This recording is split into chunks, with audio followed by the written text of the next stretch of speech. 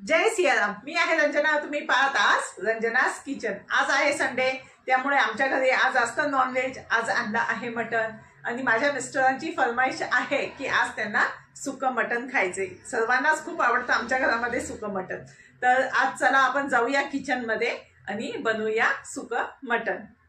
बनवण्यासाठी मी इथे 2 कांदे चिरून घेतलेले आहे आणि आपण इथे हे मटन जे आपण रेग्युलर पातळ भाजीमध्ये मटन करतो त्या मटणामधले मी इथे पीस काढून घेतले आहे व थोडासा मी यात रस्साही वापरणार आहे। तर आता आपण करूया सुके मटणाला फोडणी।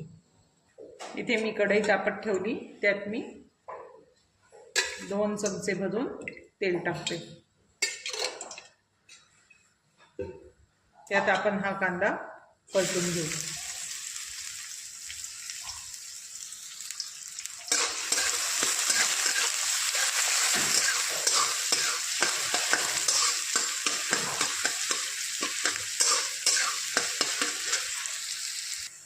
इथे आपला हा कांदा परतला आहे। आता आपण टाकूया यामध्ये हे मटण।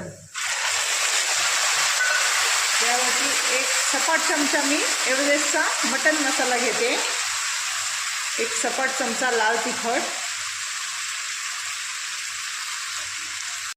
इथे मी चवीप्रमाणे थोडंसं मीठ टाकते। आता आपण हे हलवून घेऊ। मसाला व लाल तिखट आपल्याला तेलात टाकायचं नाहीये, हे मटण टाकल्यानंतरच टाकायचे, त्याच्यामुळे त्याची टेस्ट खूप छान येते। आपल्या जर याला जर थोडासा रस्सा घटसर रस्सा पाहिजे असेल तर आपण याच्यामध्ये जे मटण केलेलं आहे त्याचा रस्सा आहे तो असा टाकून घेऊ शकतो, त्याच्याने छान असा घटसर रस्सा पण होतो।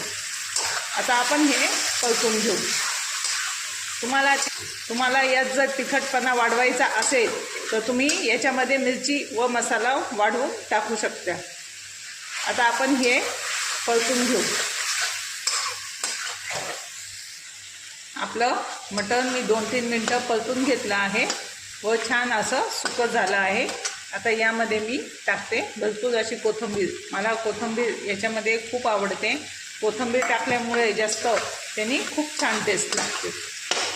आता आपण हे 1-2 मिनटं परतून घेऊ।